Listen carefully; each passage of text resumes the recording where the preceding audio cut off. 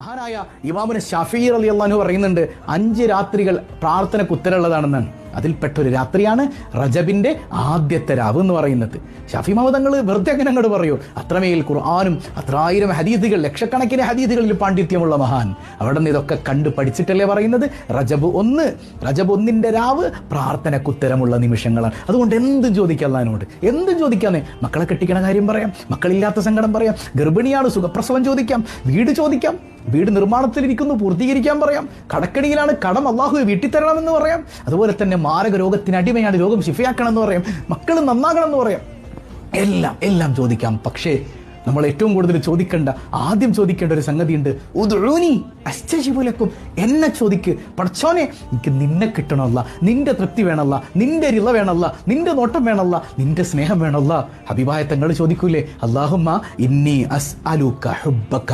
മലയാളത്തിൽ ചോദിച്ചാൽ മതി, പടച്ചോനെ എനിക്ക് നിന്റെ സ്നേഹം വേണമല്ല, നിന്റെ സ്നേഹം ആസ്വദിക്കണമല്ല. മനസ്സറിഞ്ഞ് ചോദിച്ചിട്ട് എന്നിട്ട് ദുനിയാവിന്റെ കാര്യങ്ങളൊക്കെ ആദ്യം അള്ളാനെ കിട്ടിയാൽ പിന്നെ ബാക്കിയുള്ളതൊക്കെ നമുക്ക്